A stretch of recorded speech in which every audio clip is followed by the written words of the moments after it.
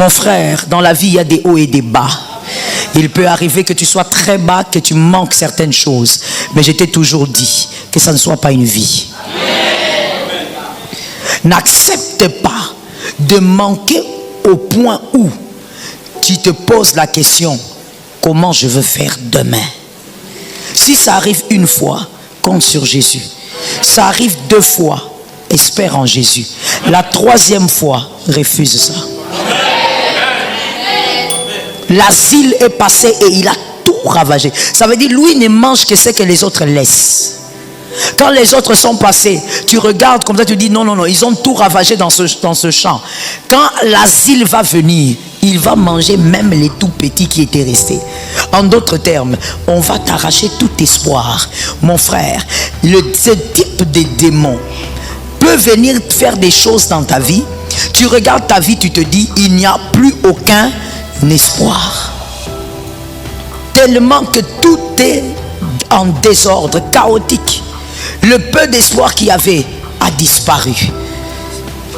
Lorsque cela va arriver, que ce soit une étape, pendant quelques minutes. Je n'ai pas dit une étape pendant quelques jours. Quelques jours déjà, si tu laisses ça comme ça, tu vas tomber dans la dépression. Tu n'as pas besoin d'arriver jusqu'à là-bas. Pendant quelques minutes seulement, réalise que comment on m'a fait des choses comme ça? Comment je suis arrivé à ce niveau? Comment est-ce que les choses sont arrivées à ce point? Après les quelques minutes, commence à trouver l'espoir. On ne puise pas l'espoir dans l'avenir. Même si l'espoir veut dire penser à demain. Mais en réalité, l'espoir épuisé, son moteur réside dans le passé. Tu regardes le chaos d'aujourd'hui, tu penses à la gloire d'hier, tu dis ça sera possible. Le Dieu qui a délivré hier le fera aussi aujourd'hui. C'est ça. Parce que dans l'avenir, toi tu n'es pas là.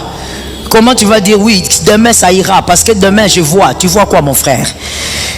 Le moteur de l'espoir, c'est le passé. Tu regardes le passé, tu dis, si je devais mourir, et là tu es même sur un lit d'hôpital, les médecins te disent c'est fini. La maladie est là, elle est héréditaire. Ton papa a eu ça, ta maman peut-être, ou tes oncles, alors toi aussi tu pars. Tu es sur le lit, tu manques de force. Tu n'as même pas la force pour lever un verre. Est-ce que c'est déjà arrivé à quelqu'un d'être malade jusqu'à ce point? Malade jusqu'au point de ne pas soulever un verre. C'est déjà arrivé à qui? Lève bien la main si c'est déjà arrivé à toi. Malade au point où on commence à te nourrir avec la cuillère. C'est déjà arrivé à qui? Oui maman, on vient de loin. Tu arrives à un point où tu te dis mais qu'est-ce qui va se passer demain? Je ne me lèverai pas demain, ça c'est sûr. Parce que comment je veux faire? Parce que déjà même lever un verre je n'arrive pas. Tu es tellement malade que tu vois 2-2. Les couleurs commencent même à changer. Ce qui est bleu, toi tu vois ça rouge. Là, tu n'as pas besoin de faire rabasata. Là, tu n'as pas besoin de dire Seigneur viens sauve-moi. Même lui-même te regardera et dira cet enfant ne comprend pas. Il mérite des gifles et non la guérison. Tu as besoin de te poser des questions. Est-ce que dans le passé, tu as déjà été malade même une fois? Si tu as déjà été malade et que tu as guéri, c'est que tu ne mourras pas là. Une fois j'ai dit au Seigneur exactement ce que j'ai dit mais en d'autres phrases. Le Dieu qui était entré autrefois entrera aussi ici. Oui ma soeur, c'était ma déclaration. Quand j'étais dans la situation là que tu connais aussi, c'était ma déclaration. Je dis le Dieu qui était entré. Je n'ai pas fait des prières compliquées. Le Dieu qui était entré. Si tu étais là, tu allais dire, mais pasteur Joël, il est entré où? Ça ne te concerne pas. Moi-même, je sais de quoi je parle. Oui, c'est comme l'adoration. L'adoration ne concerne personne. Quand moi je dis, Seigneur, tu es mon pilon. Ne demande pas, comment Nzamba commis pilon? Aza pilon. Moi, je sais ce que j'ai dit. Oh, Nzamba commis liboka. Aza liboka. Parce que moi, je sais ce que j'ai dit. L'adoration, elle est particulière. J'ai dit à Dieu, le Dieu qui était entré va entrer encore ici. C'est tout ce que j'avais dit ma soeur. Le lendemain je ne pensais pas, comme j'ai dit, je ne pensais même pas sortir ma jambe. Mais le lendemain j'ai eu envie d'aller aux toilettes. J'ai dit je vais descendre de ces lits. Je vais aller aux toilettes moi-même. Je n'appelle personne. Je suis descendu du lit et j'ai commencé à marcher. Quand j'ai commencé maintenant à marcher, j'ai dit l'Éternel est mon berger. Un enfant de Dieu c'est comme ça. On est enfant de Dieu, on est fils de Dieu, on n'est pas bébé de Dieu.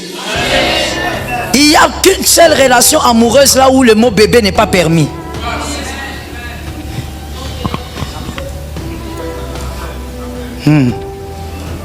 C'est la relation entre nous et Dieu.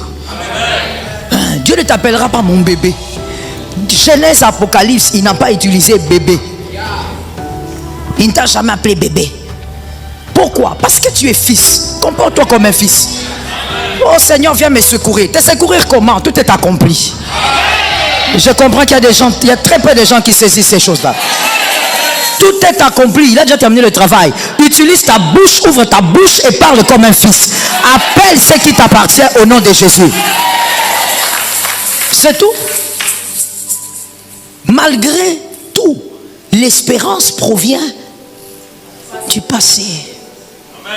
Tu vois, tu te regardes, tu dis que tu n'as rien, tu n'as pas d'argent, tu n'as rien du tout. Tu es cette journée-là, tu n'as rien. Tu te poses une seule question. Est-ce que depuis que je suis né, j'ai déjà touché $5? Il ne faut pas aller loin. Oui, la foi, c'est pour des choses simples. C'est pourquoi tu vas voir dans la Bible, ce sont des hommes simples qui ont vécu de grands miracles. Les hommes fiers, grands là, comme Naaman, ni t'étais ses soldats, il allait mourir lépreux. Les hommes qui pensent avoir, généralement, ne vivent pas le miracle. C'est pourquoi Salomon aussi a dit, beaucoup de connaissances créent la maladie. Parce que quand tu penses aussi trop connaître, tu ne vas pas naviguer dans la foi.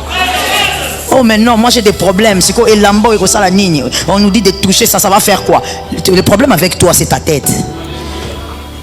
Tu te poses seulement la question, est-ce que dans ma vie, j'ai déjà touché $5? Et tu te rappelles que tu as déjà touché?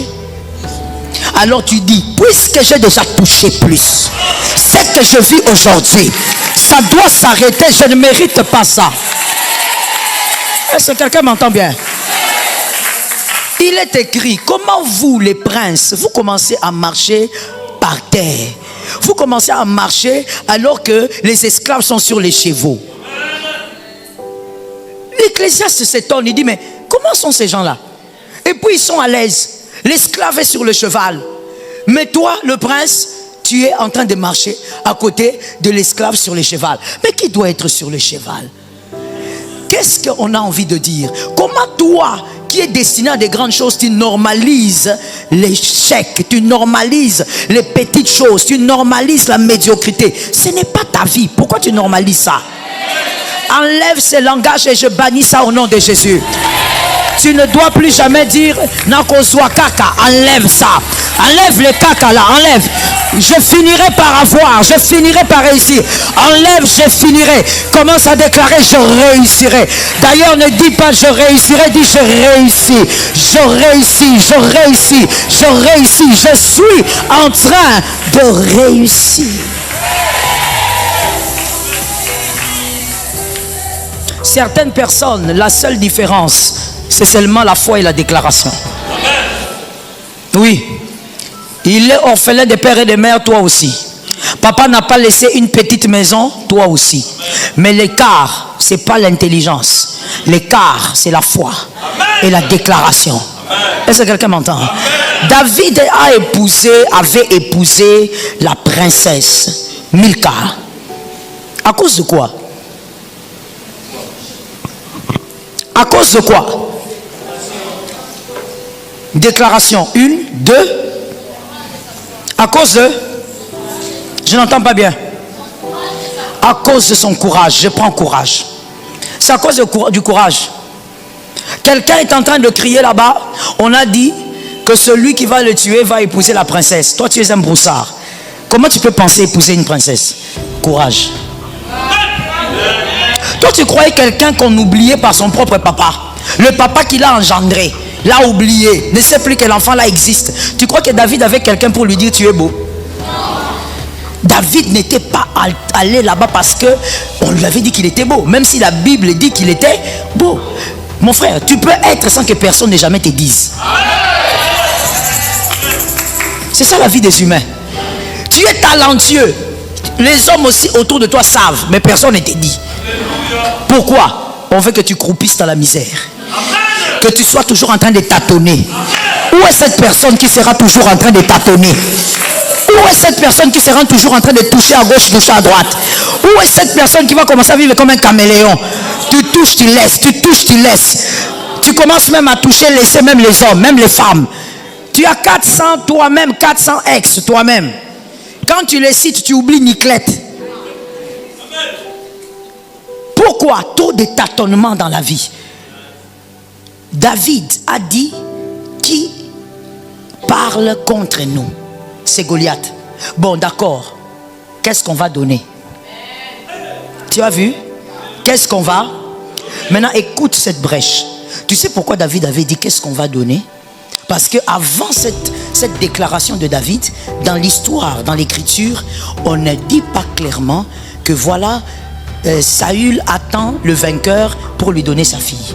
Saül a seulement vu qu'il y a une grosse bataille. Il a dit, celui qui va gagner, il aura une récompense. David a dit, qu'est-ce qu'on va donner? Tu sais pourquoi? Parce que David a compris dans toute sa petite vie, à l'époque, avant quand il tuait Goliath, là, il avait entre 17 et 18 ans. Il a compris que tout ce qu'il avait dans la vie, personne ne lui donnait. C'était faux, personne. David voulait dire, si je n'ouvre pas mes yeux ici, pour ma propre vie, Mutwa Kusunganga. Non, tu n'as pas bien dit. Azalaka. Il faut se connaître dans la vie. C'est comme ça que je te dis toujours, depuis le dimanche, peut-être que c'est une prophétie. Je te dis tout le temps, je me répète, arrête de goûter les cultes par rapport à la voisine qui est à tes côtés. Tu fais des fiers comme si dans votre famille vous a bien. Je te réchoque. Tu suis le culte comme si toi tu étais la fille d'une princesse. Mais toi-même quand tu penses, si tu te mets, tu te concentres. David savait qui il était. David savait que tout ce qu'il avait, personne ne lui a donné. Il a cherché lui-même. Il garde les petits troupeaux. S'il mange, il cherche lui-même. Quand on l'appelle pour prendre quelque chose, ce n'est pas pour lui. Quelqu'un lit les Écritures? Ce n'est pas pour lui. La première fois que son papa l'a appelé, c'était pour lui donner quelque chose, mais ce n'était pas. Va donner à tes frères. Alors que lui, il est là-bas dans la forêt, petit garçon qu'il était, il a faim. On l'a jamais appelé pour dire David, viens manger. Mais on l'appelle pour dire prends la nourriture, va donner à tes frères. David dit, qu'est-ce qu'on va donner à celui qui va vaincre ça? Parce que moi dans ma vie, si je ne prends pas moi-même, personne ne va me donner. Si je ne cherche pas moi-même, personne ne va me donner. Nathan, mon frère, connais ta vie. Tel que tu es assis là en jeûne par terre, connais ta vie. Tu es là, tu sais que tout ce que tu as eu dans la vie, si on ne te donne pas, toi tu ne sais pas quoi faire. David a réclamé ce qui était à lui à cause du courage. Regarde d'où tu viens et sois courageux. Ça tombe sur qui? Et je crois que je l'ai un peu dit les dimanches. Et même si parents, je parle aux parents, et même si Dieu vous fait grâce, vous faites grandir les enfants dans l'aisance, donnez, communiquez aux enfants le courage, comme s'ils n'avaient rien. Il ne faut pas dire dans ta tête, non, ça c'est parce que quand on grandit, on n'a pas quelque chose, alors les jours que Dieu va me bénir, tout ça va finir. Il y a des choses à garder, même quand tu es millionnaire. Fais grandir tes enfants avec le courage des enfants qui n'ont rien. Tu dis à ton fils, tu vois ce que tu as dans cette maison, tu vois la voiture que tu prends là, que tu vas voir tes amis, c'est pour moi. Je connais un monsieur qui disait à ses enfants de son vivant, parce qu'il est déjà mort, de son vivant, il disait à ses 5 fils, il disait, vous voyez comme vous êtes là vous tous, je vous dis histoire vraie, hein? Je connais tous les 5 garçons, et le papa je ne le connaissais pas très bien, parce que je l'ai connu à la fin de sa vie, quand il était mourant, et sa femme m'avait amené auprès de lui pour qu'il reçoive Jésus. Mais je ne l'ai pas vraiment connu, j'ai connu les garçons et leur mère. Il disait à ses fils, vous voyez comme vous êtes là, je ne vous laisserai rien.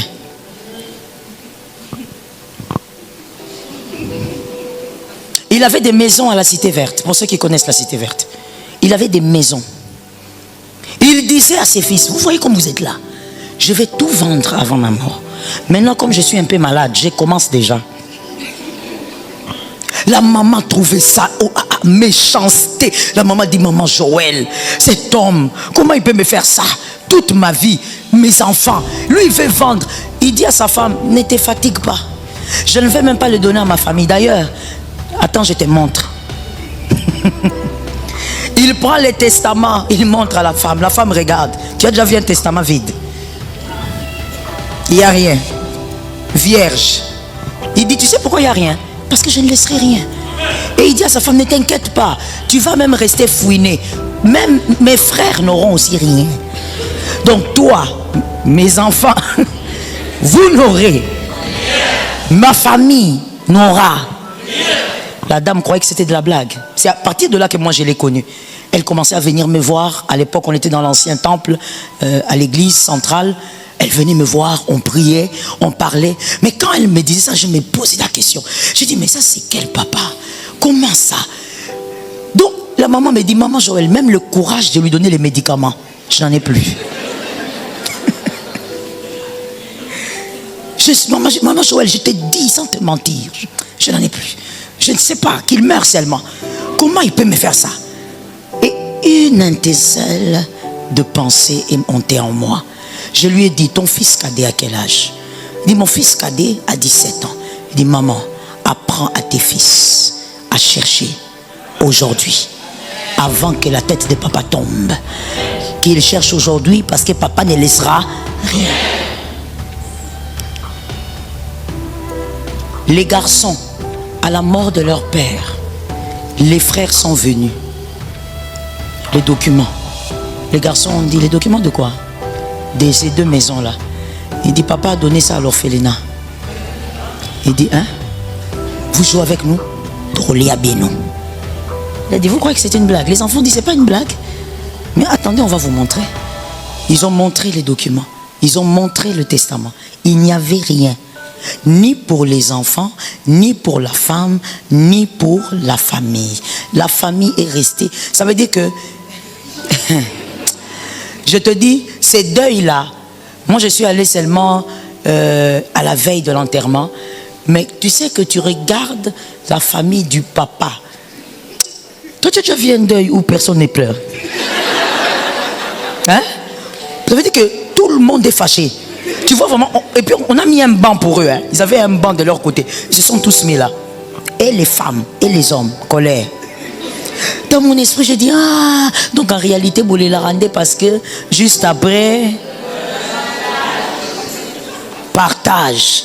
Quelqu'un d'autre travaille, mais d'autres attendent manger. Quelqu'un d'autre travaille, mais d'autres attendent s'habiller. Quelqu'un d'autre travaille, mais d'autres attendent des maisons. Que cela ne t'arrive pas. Le fruit de ton travail, tu dois bénéficier. Ils étaient fâchés à un niveau. Et ça, c'est leur propre frère qui a fait. Mais tu vois, aujourd'hui, je te parle. Tous les 5 garçons, il n'y a personne qui manque une maison. Il n'y a personne qui manque une maison. Je me rappelle que lorsque les petits frères, le cadet s'est marié, il s'est marié avec son argent. Ses frères même disaient, pasteur, il est orgueilleux ce petit, il ne veut pas qu'on l'aide. Il a dit, c'est ma femme. Vous, quand vous êtes marié, qui vous a aidé? Moi, je vais l'épouser seul. Tu as vu le mental? Un homme comme ça, tu ajoutes Jésus, il est prenable. C'est ça un homme. Un homme comme ça, tu mets une bonne dose de Jésus dedans, il est prenable. Aujourd'hui, ce sont des hommes qui sont responsables, chacun de son côté. Quand ils viennent à l'église, si je vais à la centrale, quand j'ai le temps, je les vois. Quand ils me voient, pasteur, ça fait longtemps, mon fils, ça va. Le sourire est déjà là. Parce que je sais que Dim, ah ouais, ça y a bien. Imagine-toi, tous les 5. Pourquoi? Parce qu'un jour, un homme avec une imagination, je ne sais pas pourquoi, a dit, je ne vous laisse. C'est comme ça que le commun de mortel a dit, des fois malheur. Qu'est-ce que cet homme, en fait, je pense, il voulait? Il voulait que ses fils ne comptent pas sur ses biens. Il savait aussi qu'il était en Afrique. S'il laisse ses fils regarder seulement ses biens, on va les tuer par les oncles. Pourquoi tu ne travailles pas? Mais parce que tu comptes sur les biens de ta mère. Parce que tu comptes sur les biens de ton père. Mon frère, tu n'as pas besoin de ça. Si on te laisse, gloire à Dieu. Si on ne laisse pas, bâtis toi-même. Bâtis toi-même, bâtis toi-même, bâtis toi-même. Bâtis toi-même. Localise-moi quelqu'un, dis-lui. Il y a un grand plaisir à dormir dans ce que tu as bâti.